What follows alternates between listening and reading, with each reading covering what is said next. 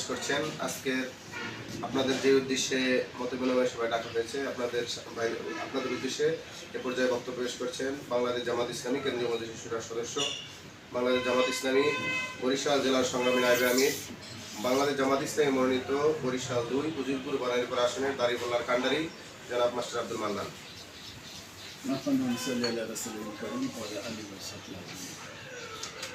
আজকের এই সাংবাদিক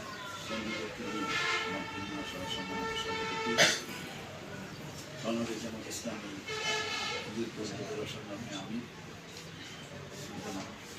মৌলানা খালেদ সঞ্চালক সরকার উপস্থিত আছেন বাংলাদেশ জামাত ইসলামী পরিষদ জেলা পরিষদের অন্যতম সদস্য এসিস্ট্যান্ট সেক্রেটারি কর্মকর্তা সাইদ আহমদ খান, বরং পরিষদের সদস্যদের মধ্যে আরও উপস্থিত আছেন অ্যাডভোকেট আজম খান, অধ্যক্ষ শরাফ হোসেন, হাফেজ কাসার হোসেন, হাফেজ মৌলানা সাইদুল ইসলাম সহ অন্যান্য নেতৃবৃন্দ এবং সম্মানিত সাংবাদিক বন্ধুরা, আমি আপনাদেরকে আবারও সালাম দিচ্ছি। আসসালামু আলাইকুম। মূলত পারস্পরিক সম্পর্ক বৃদ্ধি করা এবং এটা শুধু নির্বাচনকে কেন্দ্র করেই নয়, 5 তারিখের আগে আমরা মূলত আপনাদের সাথে বা জনগণের সাথে খোলামেলা কথা বলা বা মেলার কোনো সুযোগ পাইনি। 5 তারিখের পরে আপনাদের সাথে আমাদের বন্ধুত্ব সম্পর্ক সৌহার্দ্য বৃদ্ধি পেয়েছে। আমরা তো নির্বাচিত হতে পারি বা নাইও পারি, আমরা তো একটা দেশের বৃহত্তর রাজনৈতিক দলের সদস্য হিসাবে আপনাদের সাথে সেই সম্পর্ক আমরা আজীবন বজায় রাখার চেষ্টা করব ইনশাআল্লাহ। দ্বিতীয়ত, উজিরপুর বানারীপাড়া উপজেলার আমরা নির্বাচনে যে প্রতিদ্বন্দ্বিতা করতে যাচ্ছি, এই এলাকার গণমানুষের কল্যাণের জন্য আমরা কাজ করতে চাই। এই জন্য আমরা কোনো দল কানা বা দলবাদী আমরা এটা পছন্দ করি না। দেশের স্বাধীনতার সার্বভৌমত্বে যারা বিশ্বাস করে, এদেশের স্বাধীনতার সার্বভৌমত্ব রক্ষা করার যারা পক্ষে, যারা গণতন্ত্র এবং মানবাধিকার প্রতিষ্ঠা করতে চায়, এই সমস্ত দলমত নির্বিশেষে সকলকে নিয়ে একটা মানবিক সমাজ নির্মাণ করার আপনার স্বপ্ন দেখছি। সেক্ষেত্রে সাংবাদিক বন্ধুদেরকে আমার অনুরোধ থাকবে, আমাদের এই কাজকে ত্বরান্বিত করার জন্য আমরা আমাদের জন্য, মানে আমাদের বলতে আমিও আপনাদের, আপনারাও আমাদের, সবাই মিলে আসেন আমরা দেশটাকে একটু গড়ি। দীর্ঘ 54 বছরের যে জঞ্জাল, যে আজকের সন্ত্রাস, চাঁদাবাজ, দখলদারি, হত্যা, ধর্ষণ, খুন, রাহাজানি, মানবাধিকার বঞ্চিত, আমাদের জান মালের ইজ্জতের নিরাপত্তা সম্পূর্ণভাবে অনিশ্চিত। আজকে জিয়ের হাতে মা মেয়ে নিহত। আজকের এই যুগেও কলেজ পড়ুয়া ছাত্রী পরীক্ষার কেন্দ্র থেকে বাড়িতে যাওয়ার পরে পথে সেখানে দিবালোকে তাদেরকে টানা হেঁচড়া করে নিয়ে গেল লোকজন, তাকিয়ে দেখলো, কিন্তু তাদেরকে বিরুদ্ধে কথা বলার মতন কোনো লোক নেই। এক্ষেত্রে এই সমাজটাকে একটা মানবিক সমাজ বিনির্মাণ করার জন্য সাংবাদিক বন্ধুদের ভূমিকা খুবই গুরুত্বপূর্ণ। আসুন এই সমস্ত বিষয়গুলোকে এই জঞ্জাল থেকে মুক্ত করার জন্য আসুন আমরা ঐক্যবদ্ধভাবে কাজ করি। আমরা আপনাদের সাথে আছি, আপনারাও আমাদের সাথে থাকবেন যতদিন পর্যন্ত আমরা গণতন্ত্র, মানবাধিকার এবং জনগণের পক্ষে ভূমিকা পালন করব। এক্ষেত্রে কেউ দল করলাম কি না করলাম সেটা বড় বিষয়। মানুষের জন্য আমরা এই দীক্ষায় দীক্ষিত হয়ে আমরা কাজ করি সবাই। দ্বিতীয়ত, যদি আমরা নির্বাচিত হতে পারি, আজকে সাংবাদিক ভাইদের অনেক দুরবস্থা, সুনির্দিষ্ট তারা ম্যাক্সিমামই আমাদের সাংবাদিক ভাইরা স্বদায়িত্বে নিয়ে তারা কাজ করে। অর্থনৈতিক সমস্যা, তাদের কোনো সমাধান নাই। এই কারণে অনেকে অসাধুতাও অবলম্বন করে। আমরা সেখান থেকে তাদেরকে বের করে নিয়ে এসে তারা স্বনির্ভর এবং নিজদের পায়ে দাঁড়ায় সাংবাদিকরা সমাজের দর্পণ, সমাজের আসল চিত্র তুলে ধরে সমাজটাকে যাতে আরো এগিয়ে নিয়ে যেতে পারে, সেই কল্যাণের জন্য আমরা নির্বাচিত হলে আপনাদের জন্য কাজ করবো। দ্বিতীয়ত, আমরা শুধু আমাদের নির্বাচন পরিচালনা করার আমরা একটা ইস্তেহার ঘোষণা করতে চাই এই উজিরপুর ভানিরপাড়া উন্নয়নের জন্য। আমার এখানে সংক্ষিপ্ত আমাদের উন্নয়নের একটা ভাবনা 12 দফা এখানে দেওয়া আছে, এটা আপনাদেরকে আপনারা নিয়ে দেবেন।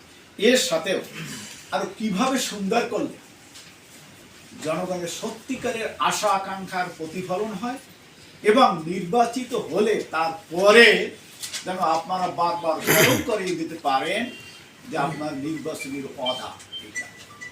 অনেক সময় দেখা যায় কাজের ফাঁকে, এখন তো প্রয়োজনের কাজে এই বলতেছি, কিন্তু কাজের ফাঁকে অন্য কাজে আর একটা হারাই যায়, তখন কিন্তু আপনাদেরকে পথ নির্দেশনা করার দায়িত্ব। আমি আশা করি আপনারা উজিরপুরের লোকজন, আমরা বাণিজ্যরাও অনুরূপভাবে আমরা এই সম্মেলন করতে চাই, কাজেই তাদেরকেও আমরা এই আহ্বান করব উজিরপুর এবং বাণিজ্যরাকে সারা বাংলাদেশ নেতৃত্ব দিচ্ছে ডক্টর শফিকুর রহমান, সারা বাংলাদেশ আমরা উজিরপুর বাণিজ্যরাকে গঠন করতে পারি এবং অন্যান্য উপজেলায় বা আসনে যদি তারা তাদেরকে এলাকাটাকে গড়তে পারে তাহলে সারা বাংলাদেশে উন্নত হবে এবং এই তলাবিহীন ঝুরি আর টেকসই উন্নয়নের নামে গতানুগতিক উন্নয়ন আর লুটপাটের রাজনীতি বন্ধ হবে। এক্ষেত্রে আমরা এই জুলাই বিপ্লবে যারা শহীদ হয়েছে, জীবন দিয়েছে, যাদের রক্তের বিনিময়ে আজকে আমরা এখানে আসতে পেরেছি এবং স্বাধীনভাবে মনের কথা খুলে বলার মতন সুযোগটা পেয়েছি, আমরা তার সাথে সাথে এই জুলাই সনদের স্বীকৃতি, এটা যদি আমরা যদি ক্ষমতায় যেতে পারি, এই হানা যে ভোট গণভোট আসবে সে গণভোটে যদি বিজয় হয় আলহামদুলিল্লাহ, যদি নাও হতে পারে তারপরেও যদি আমরা ক্ষমতায় যেতে পারি তাহলে জুলাই সনদ বাস্তবায়ন এবং এই জুলাই যোদ্ধাদের স্বীকৃতির একটা স্থায়ী ব্যবস্থা করলাম। শুধু তাই না, আমরা আপনারা জানেন জুলাই আন্দোলনে যারা শাহাদাত বরণ করেছে, বাংলাদেশ জামাত ইসলামী সাধ্য অনুসারে তাদের পাশে দাঁড়াবার চেষ্টা করেছে বারবার, একবার করে বিভিন্ন ঈদে, বিভিন্ন অনুষ্ঠানে প্রতিষ্ঠানে, যখন তারা ওই আপনজন হারানো ব্যথা যখন আসে ওই সমস্ত অনুষ্ঠান প্রতিষ্ঠানে, তখনও আমরা তাদের পাশে দাঁড়াবার চেষ্টা করেছি। এটা তো আমাদের দলীয় উদ্যোগে, এটা আমাদের মানবিক উদ্যোগে, কিন্তু যদি আমরা রাষ্ট্রীয় ক্ষমতা, যদি আমরা জনগণ আমাদের তাদের কল্যাণের জন্য যদি আমাদের সেখানে প্রেরণ করে, তাহলে রাষ্ট্রীয় কোষাগার থেকেও তাদের ভরণ পোষণ, পৃষ্ঠপোষকতা, বেকারদেরকে পুনর্বাসন, বিশেষ করে শিক্ষিত বেকারদেরকে তাদেরকে পুনর্বাসনের ব্যবস্থা করা হয়েছে। আজকের সন্ত্রাসবাদের মূল কারণ হল যে বেকারত্ব, অর্ধশিক্ষিত এবং সাধারণ শিক্ষিত লোকেরা কোনো কর্মসংস্থানের ব্যবস্থা সুনির্দিষ্টভাবে না থাকার কারণে, তাদের নৈতিক চরিত্র উন্নয়নের কোনো গাইডলাইন তারা নেতৃবৃন্দদের কাছে না পাওয়ার কারণে আজকের যারা বিপদগামী, আমরা তাদেরকেও আপনাদের মাধ্যমে এই মেসেজটা পৌঁছে দিতে চাই। তারা তাদের ওই সন্ত্রাসের পথ, চাঁদাবাদের পথ, গাঁজার পথ, বাবার পথ, এই সমস্ত পথ থেকে ফিরে আসুক এবং আমরা তাদেরকে অভয় দিচ্ছি যে তাদেরকে জনতার কাতারে সামিল হোক।